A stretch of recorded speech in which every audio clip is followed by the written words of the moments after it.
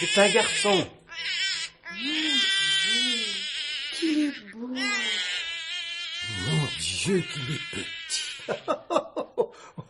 Mais pourquoi riez-vous, docteur? Oh, regardez. Oh mon Dieu. Est-ce possible? Que se passe-t-il? Pourquoi riez-vous, docteur? Pour rien, pour rien. Repose-toi. On ne me dit jamais rien. Je suis sa mère, non? Et vous pouvez en être fier. Regardez. Oh mon Dieu. Est-ce possible? Oh, Bernström, tu as vu? Oui, j'ai vu, oui. C'est normal, cela, docteur? Disons que c'est exceptionnel, surtout pour une si petite taille. Mais vous ne craignez pas que cela lui attire des ennuis? Des ennuis? On peut appeler ça comme ça, oui, mais on a encore le temps d'y penser. En tout cas, mes félicitations, monsieur de Wallström. C'est monstrueux. Oh, Bernström, tu ne vas pas être jaloux de notre petit poussin? Un petit poussin qui va devenir un fameux coq, madame de Wallström. Oh, docteur. Tout cela n'amènera à rien de bon. Rassurez-vous, monsieur de Wallström, avec un aussi joli visage, bien qu'il n'ait que quelques minutes, et un tel appareil de reproduction, votre petit Anton est appelé au plus bel avenir.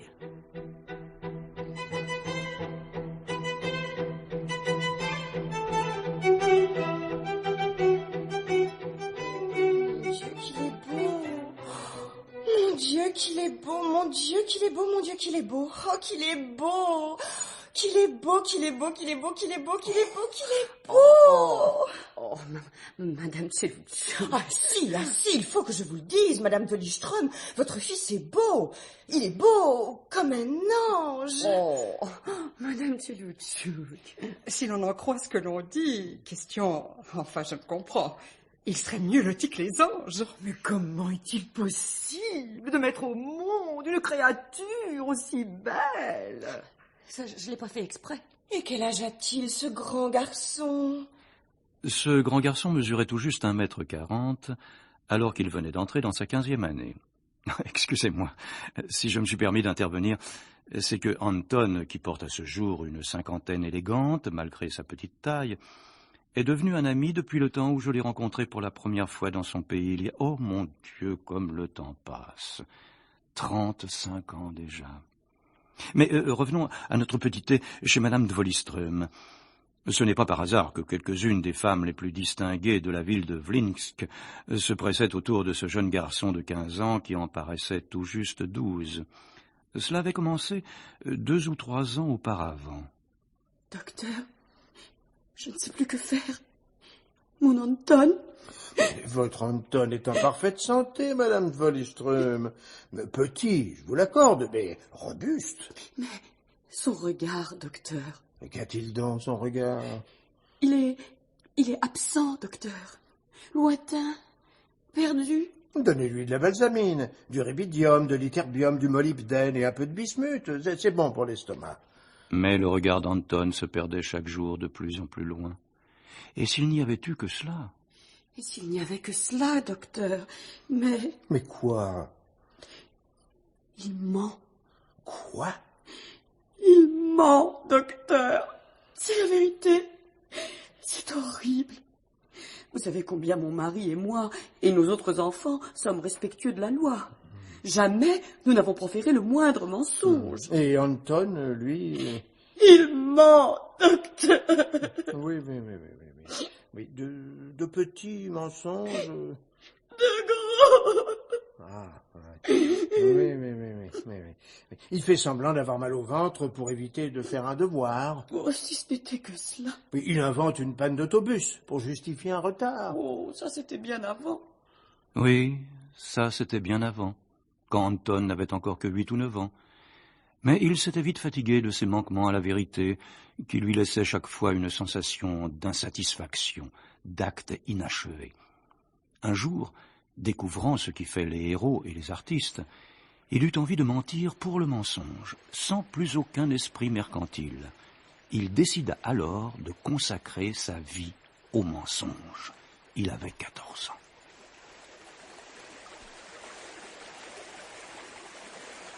Écoute-moi bien, Postok. Postok était un petit chien bâtard, aux oreilles asymétriques et au regard insolent, qu'Anton aimait plus que tout au monde. Je vais te livrer un secret, Postok. Sais-tu pourquoi la pendule du salon boite? C'est parce qu'elle a une aiguille plus courte que l'autre, imbécile. Et sais-tu pourquoi les oiseaux ne parlent pas, à part quelques débiles qui répètent n'importe quoi? Je vais te le dire, mais tu ne le répéteras à personne.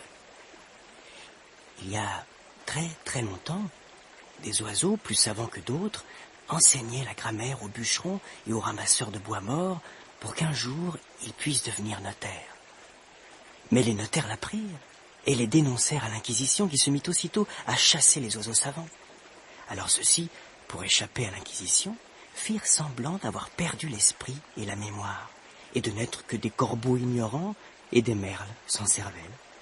Malheureusement, à faire semblant, ils faillirent devenir complètement idiots. Et heureusement, certains d'entre eux formèrent des groupes clandestins qui inventèrent un autre langage, le chant. Malheureusement, s'il est vrai que depuis des siècles et des siècles, les oiseaux se communiquent entre eux leurs derniers travaux littéraires et scientifiques en chantant et en sifflant. Les hommes, eux, à part quelques-uns, très rares, n'ont jamais réussi à apprendre cette langue. Ce qui explique peut-être pourquoi nous sommes si en retard. Tu m'écoutes, Postok?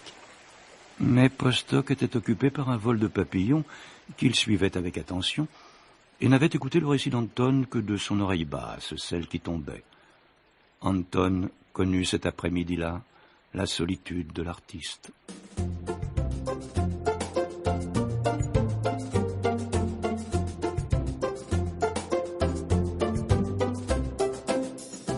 Comment cela est-il possible, docteur? Je n'ai jamais menti. Mon mari n'a jamais menti. Ma fille aînée, Gwendoline, n'a jamais menti. Mon cadet, Roderick, n'a jamais menti. Ma mère n'a jamais menti.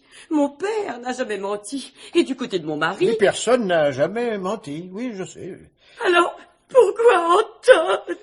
Pulsion émotionnelle au niveau de la libido, consécutive à un antagonisme subliminal entre le développement excessif de son appareil génital et l'atrophie relative, quoique bien proportionnée, de son corpus vivendum. N'eût été son âge, j'aurais volontiers prescrit le mariage, mais je ne vois qu'une solution, Madame de Wolliström. Y a-t-il parmi vos amis quelques femmes, plutôt jolies, mariées, de préférence? Mais que voulez-vous dire, docteur? Que si vous voulez sauver votre fils du mensonge, il faut l'occuper à autre chose et le délivrer d'un excès de vitalité. Mais docteur, c'est que... Anton n'a que 15 ans. C'est le bel âge. Mais jamais... Préférez-vous qu'il soit enfermé dans une école de rééducation? Mon Dieu! Oh, mon Dieu! Et c'est ainsi que les plus belles femmes de Vlinsk prirent régulièrement le thé chez Madame de Wolliström à l'heure où Anton revenait de l'école. Mais le zèle amoureux de ces dames ne put éviter à Anton la maison de redressement, car le penchant d'Anton pour le mensonge n'était pas d'ordre glandulaire, comme semblait le croire ce bon docteur Koltricht. Anton mentait comme ment un poète ou un artiste à la recherche de la vérité, et cela n'allait pas sans souffrance. De douleur en douleur, Anton bâtissait son œuvre.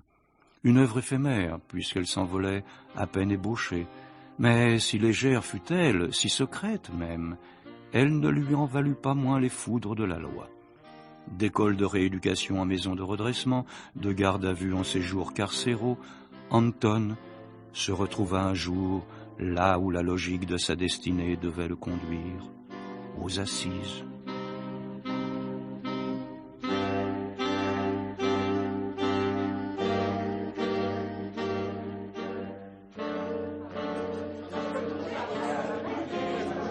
Un peu de silence, s'il vous plaît. Accusé, levez-vous.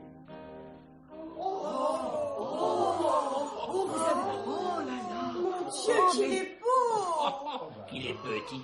Il a un visage d'ange et il sourit si gentiment. Il est debout ou assis? Anton! Silence!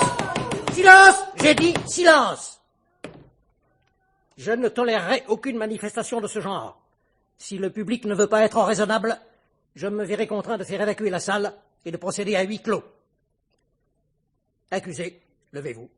Mais je suis debout, monsieur le juge. Hein? Ah oui, bon, excusez-moi. Votre nom, prénom, âge et qualité. Anton Wallenström, monsieur le juge. J'ai 18 ans. Je n'ai aucune qualité. J'entendais par là votre profession. C'est ainsi que je l'avais compris, monsieur le juge. Je n'ai aucune profession. Vous êtes donc à la charge de vos parents. Hélas, oui, monsieur le juge. J'ai bien essayé de trouver du travail, mais outre que je ne sais pas faire grand-chose, en dehors de ce qui me vaut l'honneur de comparaître devant vous, ma petite taille m'a fermé beaucoup de portes. Ainsi donc, vous avez 18 ans, vous n'avez pas de profession et vous paraissez fort bien vous en accommoder. Vous vivez au crochet de vos parents et vous passez votre temps à vous adonner à l'un des crimes les plus répréhensibles de notre société baldacchine, le mensonge. Êtes-vous conscient de la gravité de votre cas? Je suis conscient, monsieur le juge, de la gravité de nos lois. Vous n'avez pas à juger nos lois, mais à les appliquer. Comme nous les appliquerons ici, en toute impartialité, sans faveur ni défaveur envers l'accusé. Le coupable sera condamné. Que justice soit faite. Silence! Le juge, qui portait sur son crâne chauve une carte de la Grande-Bretagne, couleur lit de vin, qui virait au violet quand il était en colère, ne plaisait pas aux dames. Aussi vouait-il à Anton une haine farouche. Mademoiselle Mélusine, je crois avoir décelé sur votre visage un sourire bienveillant à l'égard de l'accusé. Une telle manifestation de sympathie ne peut être tolérée dans un tribunal que j'ai l'honneur de présider. N'oubliez pas que votre fonction d'assesseuse vous oblige à la plus stricte retenue. Veuillez me rejoindre dans mon bureau, nous avons à parler.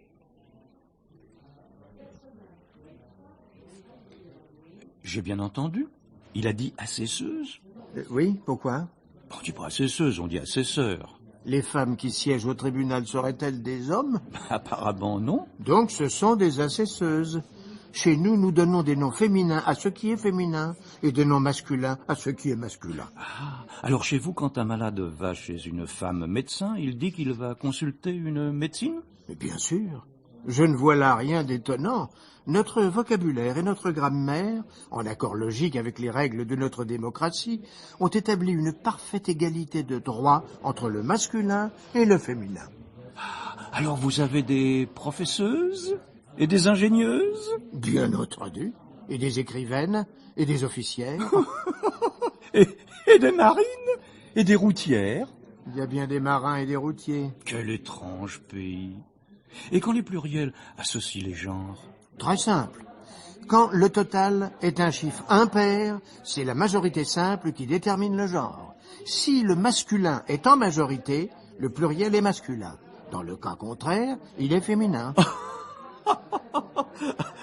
Alors vous dites deux jeunes filles et un jeune homme, toutes trois belles comme des déesses? Mais bien sûr, je ne vois pas ce qui vous choque. Un jeune homme, belle comme une déesse. Vous dites bien chez vous un jeune homme et deux jeunes filles, tous trois beaux comme des dieux, ce qui suppose que vous dites une jeune fille beau comme un dieu. Ouais. Et quand le masculin et le féminin sont à égalité? C'est un peu plus délicat. Nous n'avons pu trancher que par référendum. Dans sa grande sagesse, le peuple baldaquin a décidé que dans ces cas d'égalité, chacun serait libre de se déterminer par rapport à l'importance qu'il accorde aux divers éléments de la phrase. C'est ainsi que l'on peut dire indifféremment: ces deux joueuses de bridge et les deux joueurs qui les affrontent forment à L4 une fameuse quadrette. Ou bien encore, forment à L4 un fameux quatuor. Ou forment à E4 une fameuse quadrette, ou enfin, forment à E4 un fameux quatuor. La Baldacchie, voyez-vous, est un pays essentiellement libéral. Ah, j'aime décidément la Baldacchie. Ma femme, ma fille et moi-même serons très heureuses d'y passer quelque temps. Un peu de silence, s'il vous plaît. L'incident qui m'a déterminé à suspendre un moment la séance est clos. j'ai désormais l'assurance que justice sera rendue sans indulgence et sans passion. La parole est à Madame la procureuse, représentant le ministère public. Jolie femme. Mais pourquoi a-t-on choisi une femme pour représenter l'accusation? Ne peut-on craindre de sa part une certaine indulgence? La tâche de la défense ayant été confiée à un homme par le hasard du calendrier, il était normal que l'accusation fût confiée à une femme. C'est équitable, cher ami. C'est baldaquin. Monsieur le Président, Mesdames et Messieurs les assesseuses... Mais pourquoi assesseuses? Ils sont à égalité. Je viens de vous l'expliquer. Elle a fait son choix. Oh, j'aime la Baldacchi. Anton Dwoliström, vous êtes accusé d'un des délits les plus graves au regard de la loi et de la morale. Vous êtes accusé d'un délit relevant de la sécurité de l'État et des citoyennes et citoyens de la Baldacchi. Vous avez enfreint les règles les plus sacrées d'une démocratie qui, si par malheur d'autres baldaquins étaient tentés de vous imiter, serait irrémédiablement détruite. Et votre faute est d'autant plus grave qu'elle s'est multipliée. Depuis votre dernière condamnation, il y a 2 ans, à huis clos, car vous étiez encore mineur, vous vous êtes rendu 443 fois coupable envers la loi, et votre pays du crime le plus odieux, du crime le plus abominable, du crime le plus dangereux pour la sécurité de votre entourage et des institutions de l'État. Anton Dwoliström, vous vous êtes rendu coupable du seul crime pour lequel aucune indulgence n'est permise. Le mensonge. Vous avez menti, Anton Dwoliström.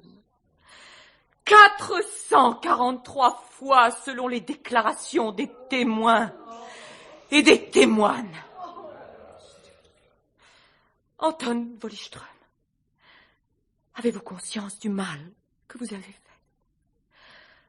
Avez-vous conscience de la douleur de vos parents, de votre grande sœur, de votre petit frère, de votre petit chien, de vos amis, de vos connaissances, de tous ceux qui vous aiment, de toutes ces femmes qui vous ont donné leur tendresse, qui vous l'ont conservée malgré vos crimes? Avez-vous songé à ces malheureuses qui n'ont peut-être rencontré qu'une seule fois, par quelque hasard heureux, la douceur de votre regard, la pureté de votre visage, la délicatesse de vos lèvres, et qui sont rentrées chez elles, flottant au gré du vent, légères, portées par le bonheur de vivre, et chantonnant leur amour au-dessus de la foule. La la la la, la la la la, la la la la, la la la la, la la la la, la la la la. Comme l'on donne son cœur au soleil du matin, à la blancheur de la neige, à la transparence de la glace, à la fleur qui s'ouvre, au premier rayon du printemps, comme toutes ces femmes jeunes ou vieilles, belles ou ingrates, chantaient, chantent leur tendresse confiante, leur désir impatient de vous toucher seulement le bout des doigts. Toutes ces femmes qui s'ouvraient, qui s'ouvrent, et qui ne peuvent que, qui chantent.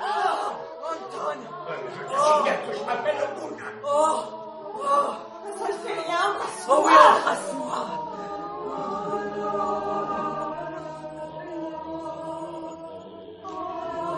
Dans la salle du tribunal, hommes et femmes chantaient en ondoyant de la taille et dodelinant de la tête.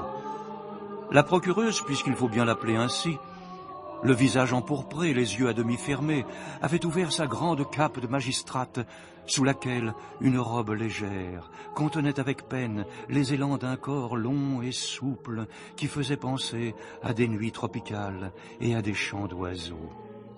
Mais le juge qui portait la Grande-Bretagne sur son crâne chauve ne pouvait accepter de telles méthodes. Il entendait bien redonner à la justice baldacchine ses valeurs tutélaires, rigueur, dureté, sécheresse, intransigeance et sévérité qui avaient séduit sa jeunesse. Ça suffit! Puisqu'il s'avère impossible de rendre une justice sereine, je la rendrai moi-même. Accusé, malgré les débordements inadmissibles de cette salle, vous avez entendu, j'espère, la seule partie importante du réquisitoire, le rappel de vos crimes. Reconnaissez-vous les faits? Monsieur le juge, la considération que j'ai pour votre personne et la qualité des témoignages recueillis, sans compter l'admirable réquisitoire de madame la procureuse, m'inciterait à répondre à votre question par l'affirmative. Mais que vaudrait cette réponse venant d'un menteur tel que moi? Si je répondais oui, vous seriez en droit de croire que je pense non. Si je répondais non, vous auriez toutes les raisons de m'accuser d'un nouveau mensonge. Avec tout le respect que je dois à votre charge et à votre personne, je me permets donc de répondre que je ne réponds pas. Le moment était grave. En Baldacchi, ne pas répondre à un juge était un délit majeur. Et le malheureux Anton n'avait pas besoin de cela. Vous savez, je pense, ce qu'un accusé en recourt à ne pas répondre au tribunal.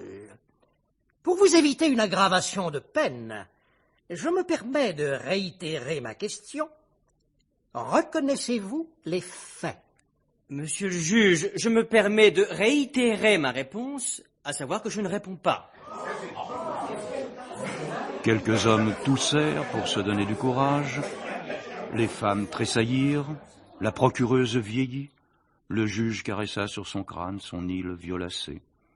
L'avocat d'Anton eut un sanglot rentré. Une dame âgée mourut de saisissement. On l'évacua avec un autre vieillard pour ne pas rompre l'équilibre des sexes dans le public. Une jeune fille fit pipi par terre. Elle était mineure, il est vrai. Elle fut expulsée, et pour les mêmes raisons d'égalité, on expulsa avec elle un jeune garçon qui n'avait rien fait. Quant à la procureuse, on dut l'évacuer sur une civière. Le tribunal se retire pour délibérer.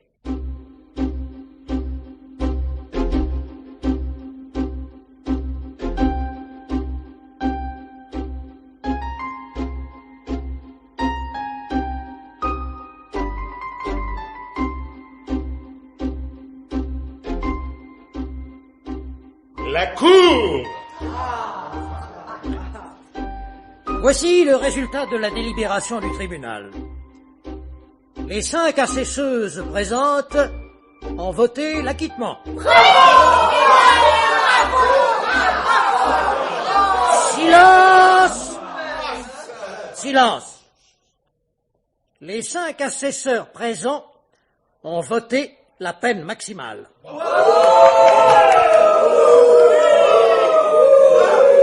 Silence! Selon les lois de notre pays, en cas d'égalité des votes, la décision revient au président du tribunal. Il m'incombe donc ou bien de relaxer l'accusé, ou bien de le condamner à la peine maximale. C'est une décision grave quand on connaît la sévérité de la peine maximale.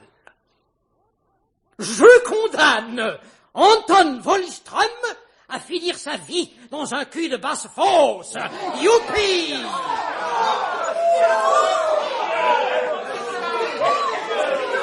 Que chacun regagne sa place. Nous n'en avons pas terminé. Silence!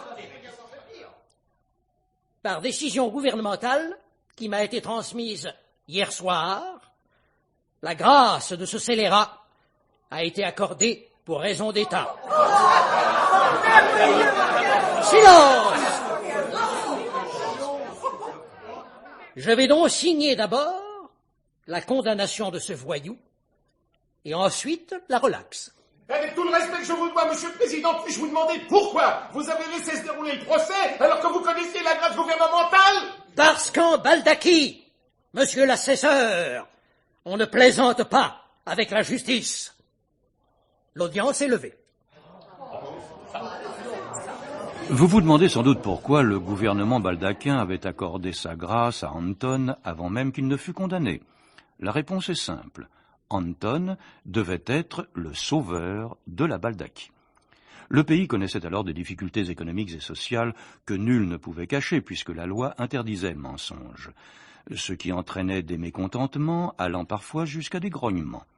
Situation intolérable dans un pays où tout n'était qu'harmonie et équité. Comment faire? Cacher aux citoyens la vérité? Mais outre le sacrilège, comment cacher la vérité dans un pays où chacun respectait tant la vérité qu'il n'y avait pas même d'adultère qui, par nature et plaisir, est enfant du mensonge?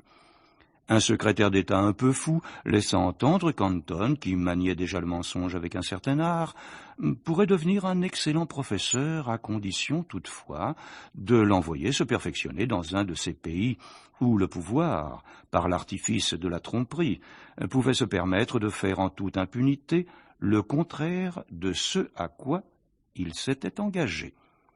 Cette déclaration entraîna bien quelques accouchements prématurés, des crises nerveuses et des coïts interrompus, mais l'urgence appelant à la raison, Anton, un beau matin, s'apprêtait à partir pour la Franconésie, passé maîtresse, disait-on, dans l'art de berner ses concitoyens, en leur donnant le sentiment qu'ils tiraient avantage de toute contrainte, liberté de toute oppression, richesse de toute pauvreté, et bonheur de vivre du bien-être de leurs gouvernants.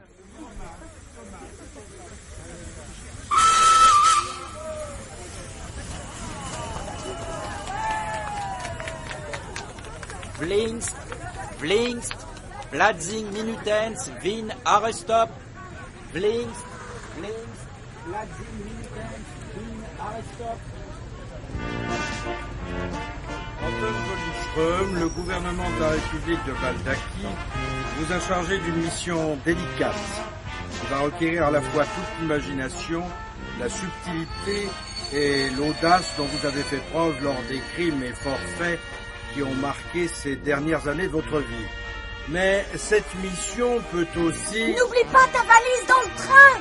Je disais donc que cette mission... Mon fils, la valeur ne se mesurant pas à la taille d'un individu... Oui, c'est ça, c'est ça. Je t'ai mis des bonbons pour la gorge dans ton petit sac de toilette. Cette mission peut aussi s'avérer dangereuse.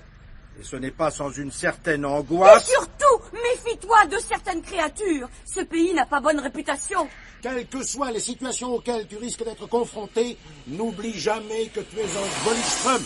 Au nom de notre gouvernement et de tous ceux et celles qui vous ont accompagnés, je vous dis d'un seul cri... Dis à Gwendoline de bien veiller sur Postok. Au nom de notre gouvernement, je vous dis d'un seul cri... Bon voyage, Anton!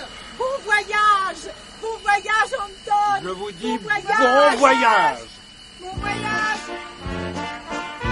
In Riesenden, Per Flamutans, Loverland, Guadalquivir, und Franconésie, an Voiture, Pajalustan. In Riesenden, Per Flamutans, Loverland, Guadalquivir,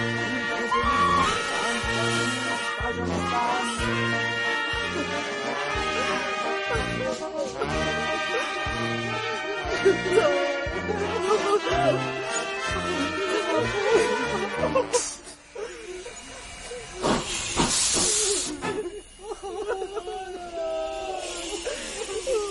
Pajalustan.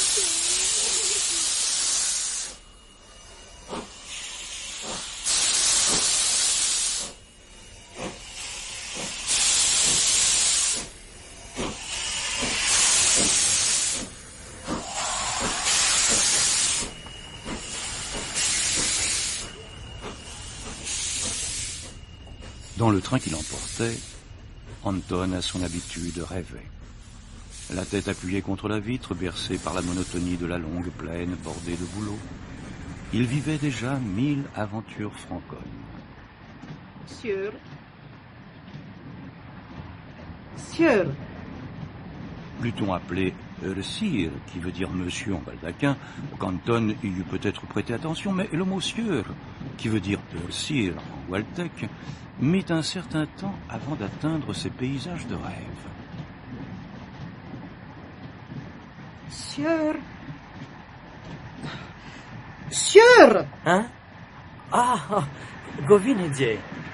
Mais la grosse dame, coiffée d'un important chapeau de paille avec des cerises et des fleurs, ne comprenait pas le baldaquin. Aussi, est-ce en waltec qu'elle continua de s'adresser à Anton. Ce qui veut dire, bien sûr, en baldaquin, les Wunchin Venibrit et Butter. Heureusement, Anton parlait assez bien le waltec, ce qui n'est sans doute pas le fait de tout le monde.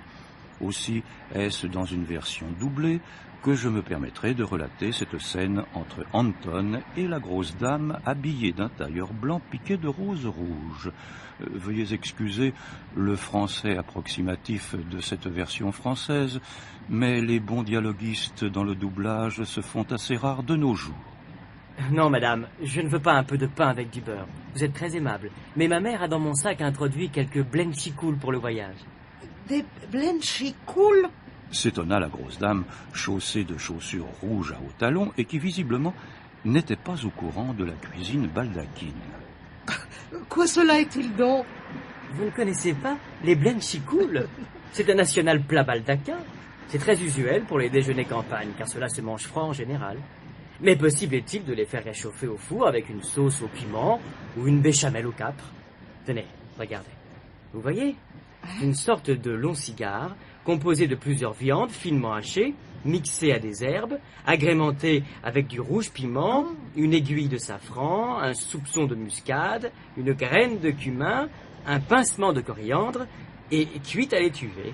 Cette pâte à la viande est enveloppée après dans une feuille de choucroute crue et dans la fin, dans une crêpe sèche de sarrasin que l'on ferme beaucoup soigneusement à chaque extrémité. Et c'est bon? S'enquit la grosse dame qui portait un collier d'ambre et de coquillages. Bon, je ne connais pas personne qui résiste au blenchikoul. Me permettez-vous d'offrir à vous un d'entre eux? Oh, avec goûtance. Pendant que la grosse dame qui portait à l'annulaire droit une bague en ivoire dont le chaton enchâssait une cornaline de la grosseur d'un œuf de caille dégustait un blenchikoul, les yeux au ciel, Anton remarqua à ses côtés un gros chien revêtu d'un plaid et qui grognait sourdement. C'était un chien à grosse tête coiffé d'un bonnet de laine, aux énormes sourcils qui lui recouvraient les yeux et le museau, enfouis dans des poils drus, noirs et gris. « Vous aimez, madame ?» Oh, répondit la grosse dame, dont le poignet droit était entouré de bracelets d'argent incrustés d'aigues marines. « Puis-je me permettre de vous offrir un autre blenchikoul ?»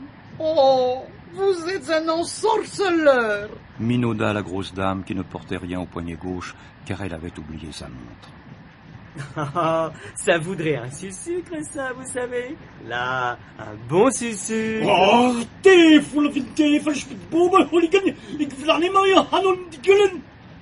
aboya le chien en gualtec, car il était gualtec, et de surcroît, le mari de la grosse dame. Anton remarqua très vite cette particularité en même temps que l'hostilité de tous les voyageurs du compartiment, visiblement gualtec, car ils avaient tous sur le visage le même air de réprobation typiquement gualtec. Mais Anton avait un avantage. Il savait mentir. Oh, je comprends votre étonnement. Dans mon pays, voyez-vous, quand on veut montrer sa sympathie à quelqu'un, on lui offre un sucre, symbole de la douceur et de l'énergie. Oh, quelle délicieuse coutume! Mon Dieu, que ce garçon est beau! Attendez, je crois bien avoir quelques morceaux de sucre dans mon... voyons là. Ah, voilà. Cher monsieur... monsieur... Anton Wolliström. Cher monsieur Anton Wolliström, puis-je me permettre de vous offrir un sucre? Je suis très flatté, surtout venant d'une femme aussi charmante. Oh, qu'il est charmant, n'est-ce pas, Grixek? Oh, Grixek, tu ne seras jamais sérieux. Je ne connaissais pas cette coutume baldachine. Elle est charmante. Mon Dieu, qu'il est beau.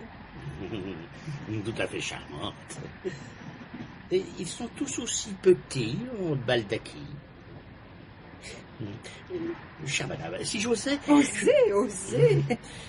Puis-je me permettre de vous offrir un sucre? Oh, vous êtes un vilain flatteur. J'aurais préféré le petit baldaquin. Timidement d'abord, avec de petits rires gênés, quelques voyageurs s'offrirent des morceaux de sucre. Je peux me permettre? Oh, je ne sais pas si je dois. Point de la timidité. Monsieur, je vous offre un sucre. Madame, je l'accepte. Et de sympathie en sympathie, tout le compartiment fut bientôt envahi par la rage d'offrir du sucre en riant. Voulez-vous un sucre? Un sucre? Un sucre, madame.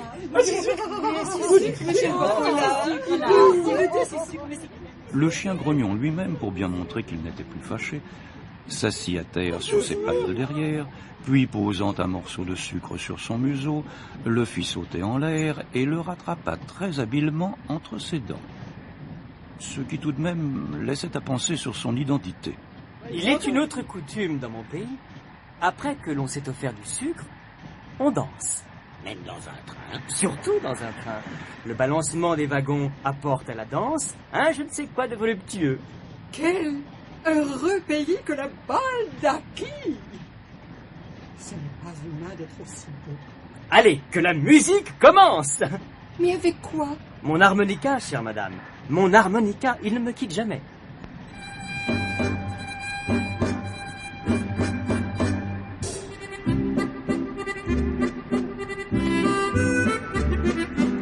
Et c'est ainsi que de danses en chants entrecoupés de petits morceaux de sucre, Anton, la joie au cœur, s'acheminait vers le pays de ses rêves, la Franconésie.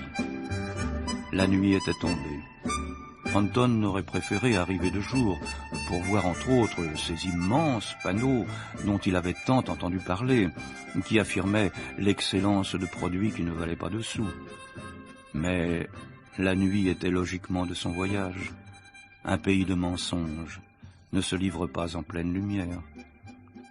Anton s'endormit et se mit à rêver aux délices du mensonge partagé, à des banquets de contre-vérité, à des orgies d'invention, à des saouleries d'imposture. Il était heureux. Monsieur? Monsieur? Quoi? Nous sommes arrivés, monsieur. Où sommes-nous? Au terminus, monsieur, à Paris-Séville. Nous sommes en Franconésie? Apparemment, oui. Youpi! La petite valise à laquelle Anton s'agrippait comme à une bouée n'était pas assez lourde pour le lester. Soulevé de terre, projeté d'épaule à épaule, il flottait au-dessus de la foule comme un bouchon sur l'eau ballotté par des courants contraires. Le fleuve, au hasard d'une accalmie, le laissa retomber lourdement sur le sol devant la porte des toilettes. Encore étourdi, Anton s'assit sur sa valise. Fatigant, les voyages. Oui, je transportais par beaucoup de la foule et je épuisé. Étranger. Oui, vous avez vu à quoi? Anton, qui pratiquait couramment le gualtèque et bien d'autres langues, n'était pas encore très à l'aise avec le francon. Si je peux vous aider. Oui, je prospecte un taxi pour diriger vers l'hôtel. Je vais vous montrer. Laissez-moi porter votre valise, vous paraissez épuisé. Je vais chercher des tickets de taxi. Ah, je vois que cela ne se pratique pas chez vous. On fait cela dans toutes les gares, il y a tellement de monde. Ça, c'est un numéro pour prendre son tour. Attendez-moi là. Je vous rapporte ça tout de suite. Merci, vous infiniment agréable. Ma valise! Ne vous inquiétez pas, j'en prends soin. Il faut faire attention dans les gares, c'est plein de voyous. J'en ai pour 1 minute. Après un long moment, ne voyant pas revenir son obligeant interlocuteur, Anton comprit enfin. Mais il m'a menti. Il m'a menti pour voler ma valise. C'est merveilleux. Tout le monde sait mentir ici. Quel pays magnifique. Vous aimeriez savoir ce qu'il advint d'Anton dans ce pays magnifique? Je n'ai malheureusement pas le temps de vous le conter. Un autre jour, peut-être, si vous insistez.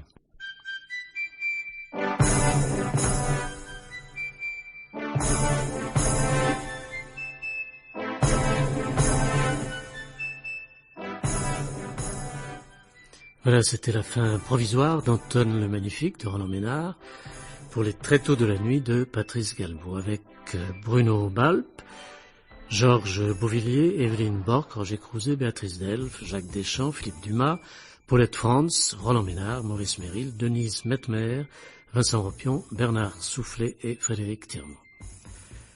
Bruitage d'Alain Platiot, chef opérateur du son Philippe Destrebec, collaboration technique Christophe Michou, assistant Emmanuel Geoffroy, réalisation Jean Couturier. Et maintenant le flash d'information et tout de suite après l'émission de Michel Grégoire, La nuit au poste.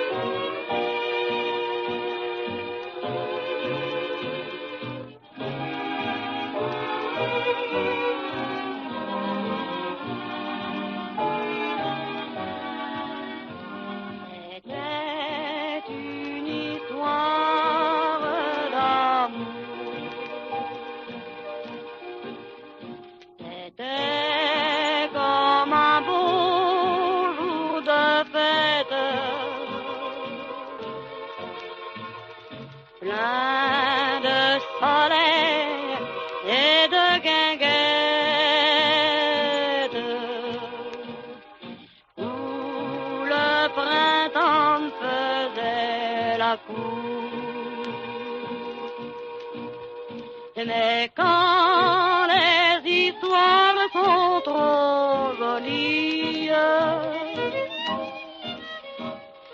ça ne peut pas durer toujours.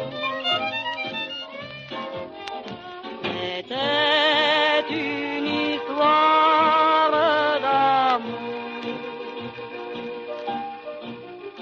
ma part de joie, ma part de rêve. Il a bien fallu qu'elle s'achève pour me faire un chagrin d'amour.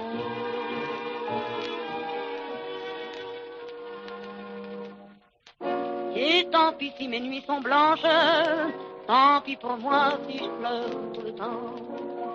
C'est le chagrin qui prend sa revanche, y a que le chagrin qui est content. Vraiment il y a de quoi rire, j'ai l'impression de vouloir mourir. C'était une histoire d'amour, c'était comme un beau jour de fête, plein de soleil et de guinguettes,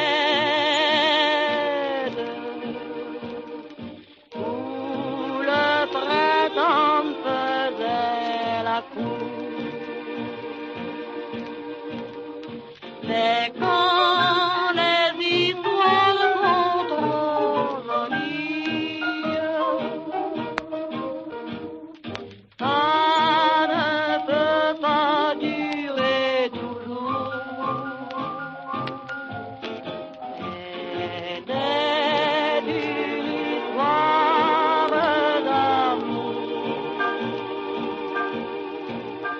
pour rien désormais